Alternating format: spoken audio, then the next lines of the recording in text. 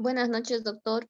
Buenas noches, ¿cómo están? Buenas noches, doctor. Buenas noches, vamos a comenzar. Como siempre, vamos a poner primero el nombre en el chat grupal, ¿no? Hasta mientras vamos a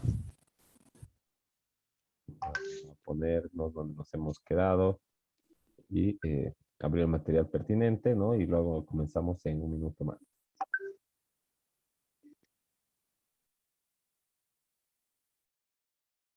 Doctor, disculpe, no Sí, sé si antes de empezar con el examen, el tema, ¿podría explicar un poquito de qué o cómo más o menos quiere que lo hagamos el trabajo final?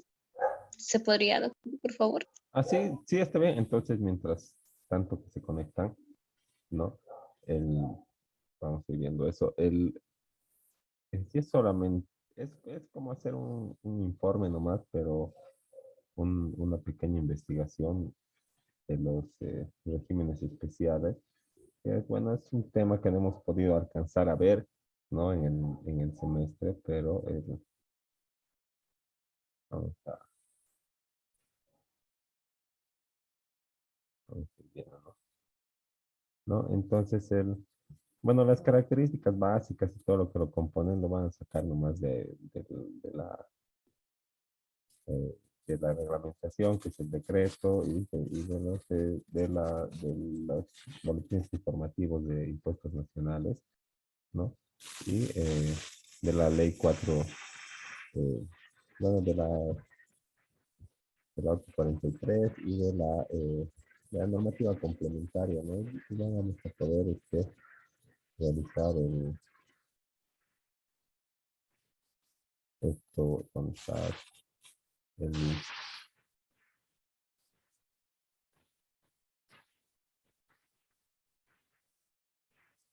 la descripción de las características básicas, digamos, si tomamos el régimen simplificado, no estaríamos hablando de personas que contiene a personas que tienen un ingreso menor a los que se inscriben al régimen general, ¿ya? Que además pertenecen solamente a tres categorías específicas que describe la norma, ¿verdad? Los pequeños comerciantes, los vivanderos y los artesanos, ¿verdad? Los artesanos, que son aquellos que trabajan con las manos, los vivanderos, que son los que venden a la altura del piso, en un tapete, y que, bueno, básicamente no, no tienen ni, ni un gran capital, ni tampoco tienen eh, ingresos significativos, ¿verdad? Es más o menos solamente como que para vivir de verdad al día a día, ¿no? Y luego están los comerciantes, los pequeños comerciantes, y es ahí en la definición de pequeños comerciantes donde todo se tergiversa, ¿no? Donde no especifica muy bien o no hay medidas de seguridad para comprobar o para verificar que aquel que se declara como pequeño comerciante es en realidad pequeño comerciante, ¿no? Entonces, los elementos, dice sujetos pasivos, ¿no? Quienes califican esos tres, ¿no? El periodo, cómo cancelan sus obligaciones tributarias, ¿no? Este régimen lo hacen mensualmente, trimestral, una vez al año o dos veces al año. ¿Y cuáles son sus principales obligaciones, verdad? Ya que no facturan, entonces, ¿qué tienen que hacer, no? Y algunas referencias normativas que ayuden al mejor entendimiento de las obligaciones tributarias que corresponden a este régimen, ¿no? Ahí está el decreto supremo en cada uno de las carpetas, donde van a sacar las referencias normativas para el cumplimiento de las obligaciones tributarias de cada uno de estos regímenes especiales, ¿no? Como donde está el régimen simplificado, ¿no? Que está su decreto supremo reglamentario, ¿no? Y acá está el hecho generador, el sujeto pasivo, la definición de los minoristas, comerciantes, quiénes son artesanos, quiénes están excluidos de este régimen, la categorización, ¿no? ¿Qué se hace para cambiar de categoría? ¿Cómo se paga el impuesto, las obligaciones, ¿no? La obligación material, también la descripción de las obligaciones formales y la prohibición de emitir facturas, ¿no? Eso, digamos, para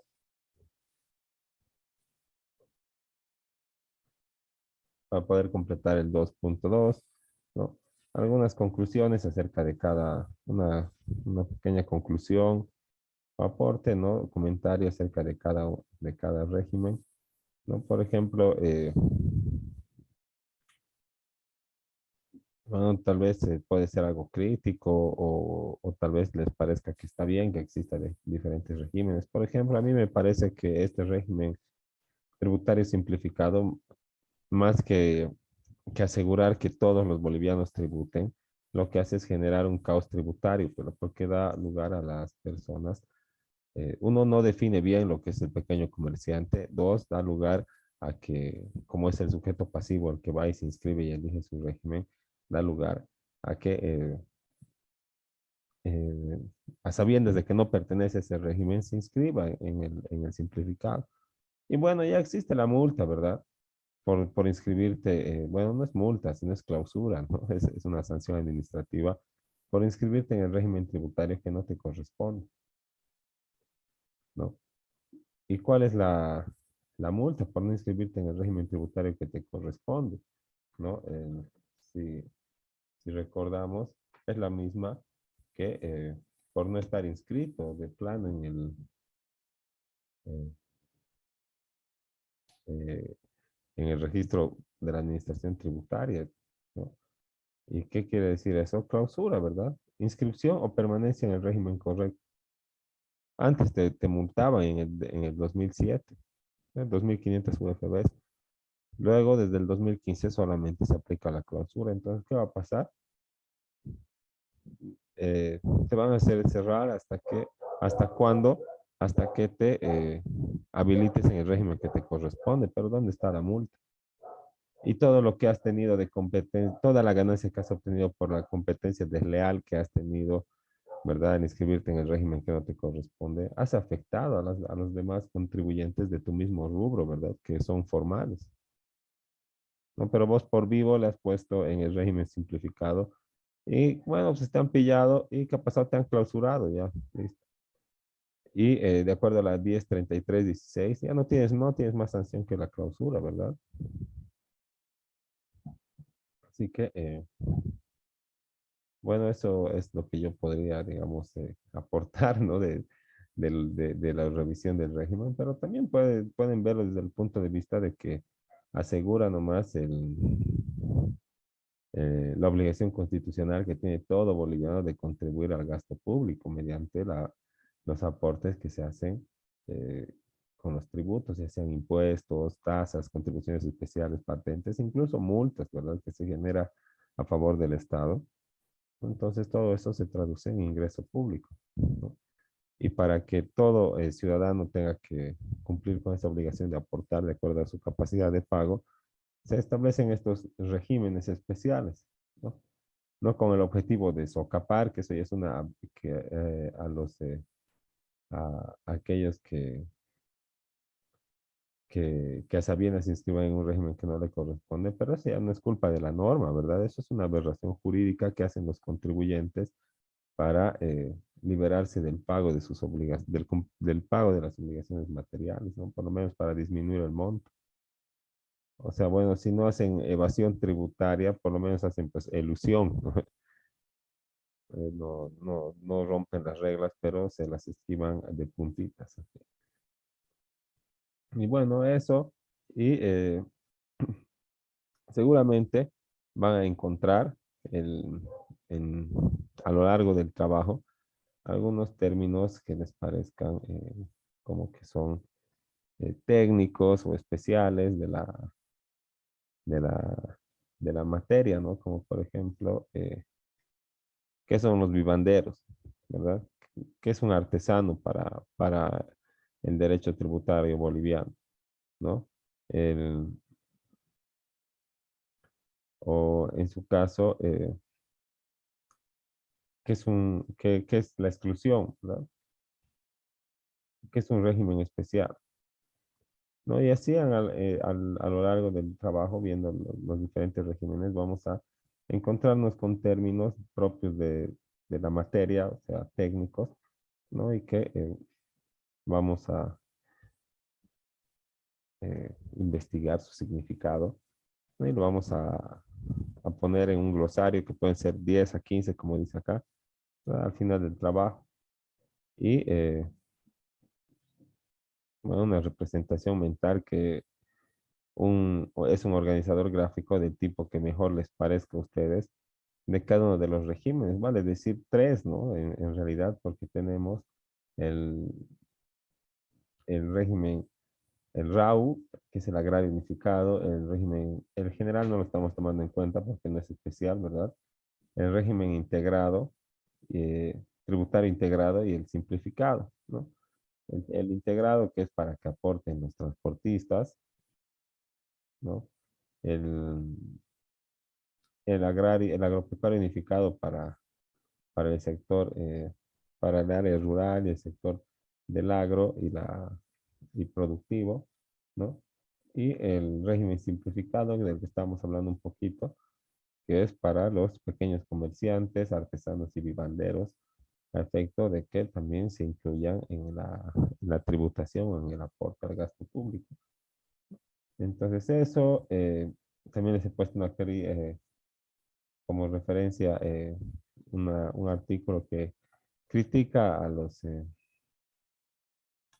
la existencia de los regímenes tributarios, ¿no? Y también está acá el actualizado, bueno, no actualizado, ¿no? Entre comillas, pero hasta el 2018 de todas las resoluciones normativas de directorio, o sea, la normativa reglamentaria de carácter administrativo que emite la Administración Tributaria Nacional para eh, eh, simplificar, explicar o efectivizar la aplicación de la norma, ¿no? De la ley, de los decretos. Entonces, estas son las RNDs ordenadas que corresponden a cada uno de los regímenes tributarios especiales que existen, ¿no? Ahí está las que corresponden al integrado, las que corresponden al RAU, las que corresponden también al, al, al régimen tributario simplificado, ¿no? Entonces, bueno, no es necesario que se lean las ciento y tanto páginas, pero sí hay algunas cosas importantes en cada una de estas RNDs. Algunas son de mero trámite, ¿no? Que sacan cada gestión, pero de eso se van a dar cuenta viendo nada más el índice, ¿verdad? Acá está, ¿no? ¿De qué trata este RND? Empadronamiento, procedimiento alternativo para el pago del formulario, actualización en las cuotas, cuotas fijas, ¿no? Prórroga del vencimiento, actualización, actualización, actualización, actualización, ¿no? Casi siempre hay esas actualizaciones, ¿no? Ahora, procedimiento para la obtención de certificado, ¿no? Eso también puede ser importante, ¿no? Pero esas son las RNDs aplicables, que bueno, si prefieren lo revisan también, y si no lo hacen pueden investigar un poco más por su cuenta igual, ¿no? Y también hay otro documento informativo que trata de lo mismo, de las, de los, de los regímenes tributarios, ¿no? Acá está, tipos de regímenes y principales impuestos, ¿no? Y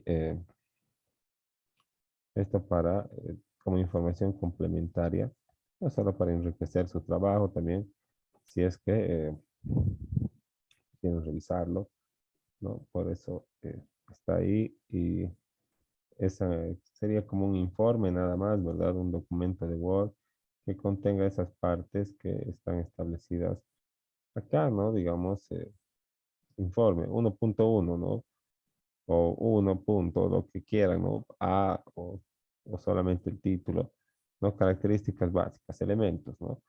Luego, ahí ya le pondrán con incisos o, bueno, en orden, en un orden lógico, ¿verdad? Sujeto pasivo, periodos, plazos, referencias y conclusiones. Nada más, y al final el glosario, que es como hacer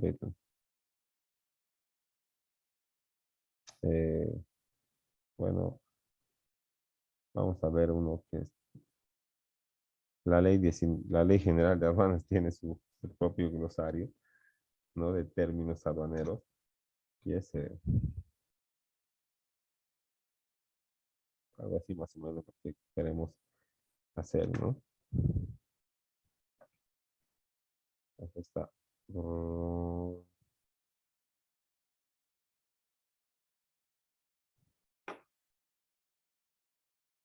a ver, vamos a poner aquí.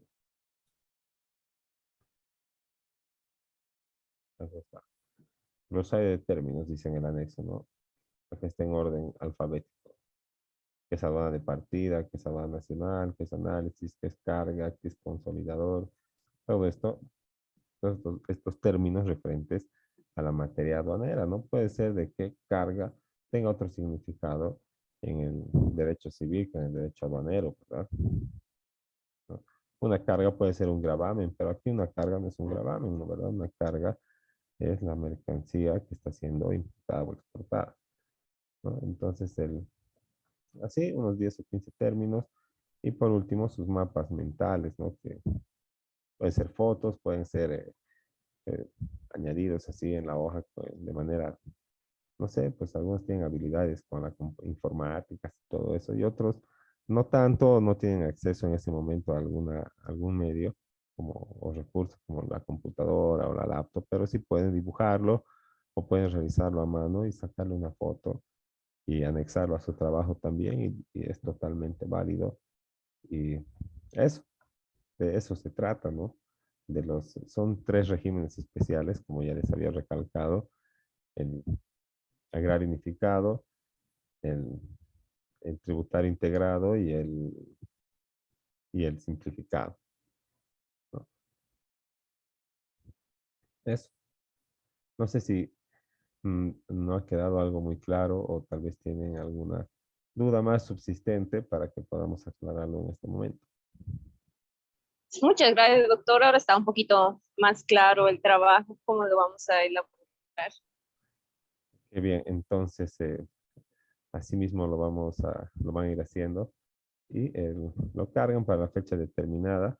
Si se pasan un día o dos, bueno, todavía puede valer algo de nota, ¿verdad? O sea, igual súbanlo, digamos, el, y para que valga por lo menos, no va a valer el 100%, ¿no? Por lo menos va a valer algo, pero es mejor que nada, ¿no? Si es que se han hecho pisar con el plazo y demás, no piensen que no va a valer nada, ¿no? Puede valer la mitad o algo así, pero todavía la mitad es mejor que cero, ¿no? Entonces, eso como recomendación, pero intenten hacerlo en el plazo establecido. Está toda la información ahí, es cosa de revisarlo y organizarlo bien, nada más, y armar sus informes. Y por lo demás vamos a ir ya retomando con esto que estábamos viendo la ley 480. Y dice, disculpe, Sí, eh, para el examen final, ¿vamos a tener retroalimentación? Porque para el examen final entra contenido del primer y segundo parcial más, ¿verdad?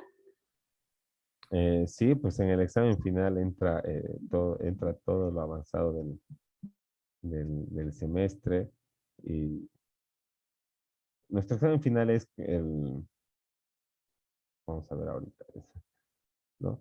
El, pero no tenemos más clases desde este sábado, ¿verdad? Porque como ya empiezan los exámenes el siguiente lunes y no hay, no hay clases en las fechas de los exámenes finales, ¿verdad? Eso creo que está claro, ¿no? O les han dicho algo en sentido contrario, o sea, vamos a pasar clases mientras estén dando exámenes finales. Creo que no es esa la hermenéutica de la universidad, ¿verdad? Cuando empiezan los exámenes finales, eh, terminan las clases regulares, ¿no? Entonces estaríamos hablando de que nuestro examen es la siguiente semana, ¿verdad? ¿No? Entonces tendríamos que hacer la retroalimentación este sábado. Eh, y sí, bueno, es de todo lo avanzado, pero tampoco no se trata de perjudicar a los estudiantes, ¿no? de cosas rebuscadas y que se saquen y buscar de que sea lo más difícil posible, que se saquen cero, ¿no? Va a ser más bien temas generales de las primeras partes y nos vamos a apoyar en las preguntas que ya teníamos también en nuestros cuestionarios, que tal vez ya hemos incluido también en el primero o segundo parcial, ¿no? Y como les digo, si es que son algunas nuevas, no es nada, no va a ser nada así muy puntual, ¿no ve? Como que el, mm, que como algo, no sé, un dato eh, muy específico, como eh, algún, no sé, valor o artículo o algo así, ¿no? Es más bien cosas genéricas. Y del último ya, bueno, como han ido viendo, lo que hemos avanzado más que nada es esta del sistema tributario, ¿no? El, porque hemos acabado con los ilícitos, ¿no? Que nos tocaba delitos que no hemos incluido en el segundo parcial y el sistema tributario, listo, ¿no? Porque había una presentación anterior a esta que es como introductoria cortita del sistema tributario y luego está esta, ¿no? Que es la ley 843, ¿no? Y ya eh, cuando sean las preguntas de esta parte del sistema tributario, tampoco va a ser nada, pues, de lo contable, ¿no? ¿Cuál es el cálculo o realice el cálculo de la deuda tributaria o del IUE, de acuerdo, ¿no? Bueno, esas cosas contables vamos a dejar de lado, ¿verdad? Nos importan los aspectos jurídicos, entonces el- vamos a ir viendo el periodo, digamos, cuál es la alícuota, ¿no? Si hay posibilidad de crédito, débito fiscal, todo eso es lo que señala la ley, que se ha ido explicando además y que está aquí en las diapositivas, ¿no? No es nada del otro mundo, ¿no? El, eh, por ejemplo, aquí en el IUE no se paga de manera anual. eh, Quienes tienen obligaciones de presentar registros contables, los profesionales liberales que presentan, no presentan registros contables ni nada, ¿verdad? Entonces, ¿cómo se calcula? Con una utilidad presunta, ¿no? Esas cosas que son, bueno, son datos que están contenidos en la ley y que no,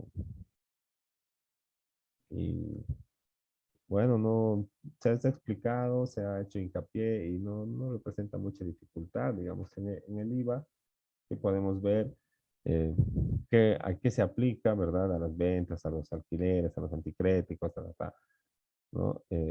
¿Quiénes son los sujetos pasivos? Eh, eh,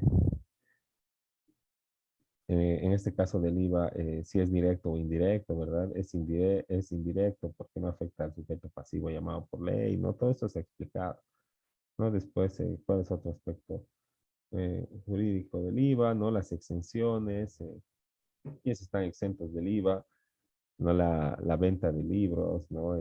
La compra-venta de libros, por ejemplo, por ley, ¿no? Entonces, esa clase de cosas que, como les digo de nuevo, ya se ha explicado y además también se los he preparado aparte de la presentación que estamos viendo ahorita, ¿no? Tenemos ¿dónde estás? ¿No? Les voy a compartir esto más y supongo que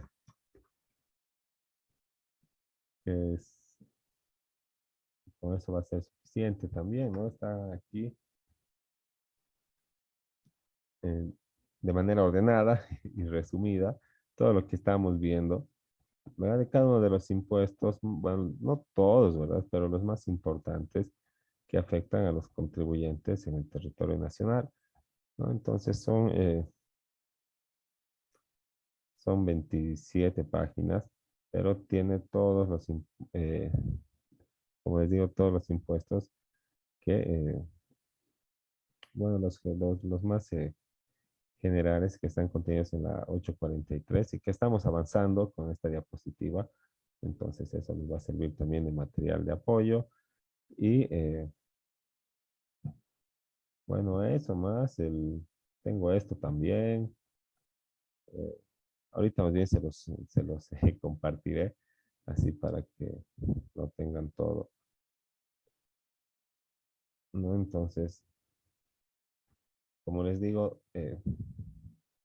no es el ánimo de que sea el examen más difícil de la vida, ¿no? Sino solamente que cumpla con los contenidos del semestre y que se puedan demostrar algunos conocimientos adquiridos, nada más.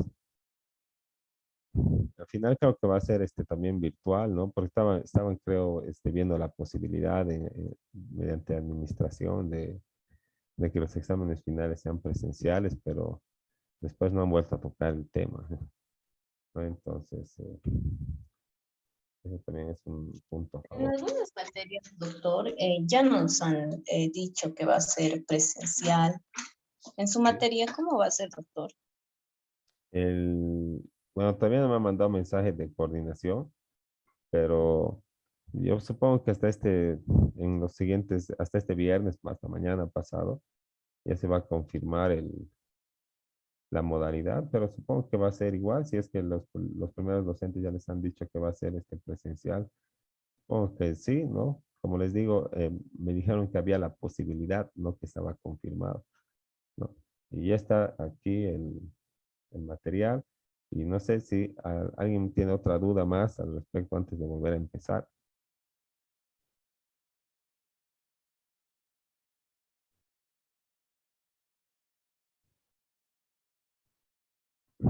O si en su caso ha quedado todo claro. Creo que está todo claro, doctor. Más Entonces, bien, gracias. vamos ahí a retomar, ¿no? Ya se nos va a acabar ahorita el tiempo, pero primero, por lo menos, veremos aspectos generales de este impuesto, que es el que continúa, ¿no? Hemos visto el IVA, hemos visto el EDC-IVA, que es el régimen complementario para que aporten los dependientes, ¿verdad? El IVA para que aporten todos los demás, que no son los que están en relación de dependencia, sino que ejercen otra actividad económica. También hemos visto el IT, que es el impuesto a las transferencias, que es otra demostración de la capacidad contributiva de las personas, ¿verdad? ¿No? O sea, si tienes plata para comprarte una casa o un auto, tienes plata para contribuir, pues no. También hemos visto el IUE, que es el impuesto a las utilidades de las empresas, que ahora se calcula mediante una base cierta, que son los estados financieros o los registros, ¿no? Se utiliza una base presunta para los profesionales y los que ejercen oficios de manera liberal, ¿no? Y este impuesto, ¿verdad? De las utilidades viene a reemplazar al impuesto que se llamaba a la renta presunta de las empresas, pero ya no es presunta, ¿verdad?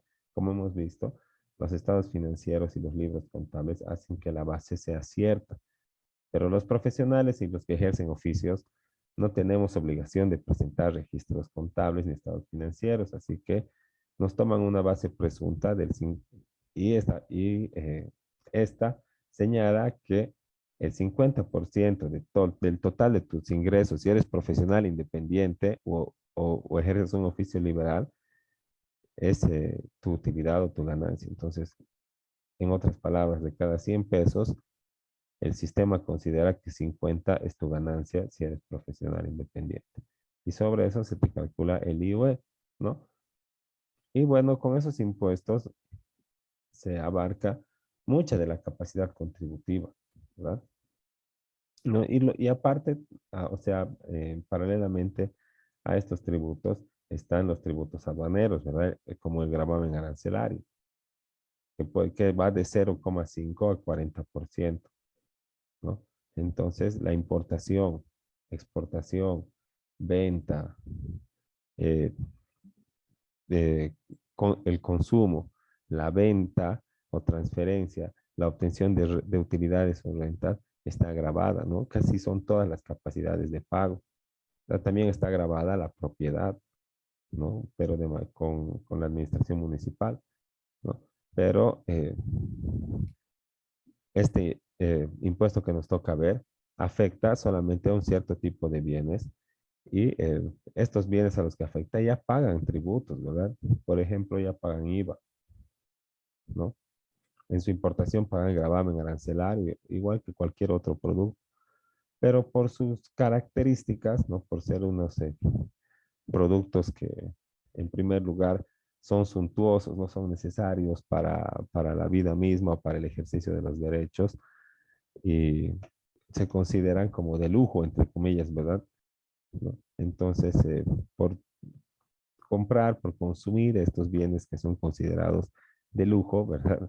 O suntuosos, tienes que pagar más impuestos. Pues, y ese es el impuesto al consumo específico que se aplica a solamente a la importación y venta de cierto tipo de bienes que se les considera que tienen esas características que se acaba de relatar, ¿no? Entonces, estos impuestos, ¿no? Son eh, eh, como su nombre lo señala, específicos al consumo de ciertos productos como bebidas, bebidas en envases herméticamente cerrados, alcohólicos, cigarrillos y vehículos, ¿no? En estos primeros podemos apreciar que son como bebidas o productos que no son saludables, o sea, son más bien productos que van a deteriorar la salud del consumidor, ¿no?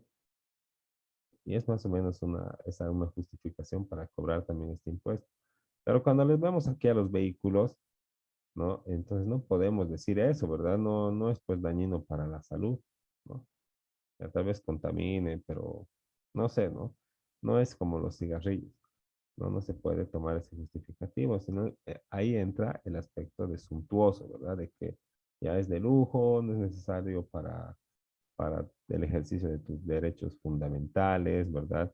Ni para satisfacer tus necesidades básicas, así que bueno, pues quieres comprarte auto, entonces paga ICE. Y además IVA, ¿no? Y si te lo vas a traer, además de otro lado, paga GA, o sea, gravamen arancelario, más IVA, más ICE. Y es por eso que los autos nuevos cuestan tan caro, ¿no?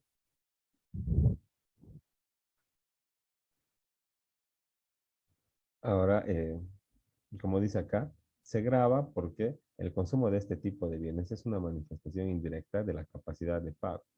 Si no tuvieras más capacidad de pago que para pagar el IVA, el IT y esos otros impuestos que hemos visto, ¿cómo comprarías pues cigarrillos? ¿Cómo te alcoholizarías, verdad? Te está sobrando plata, pues ¿cómo te comprarías autos, verdad?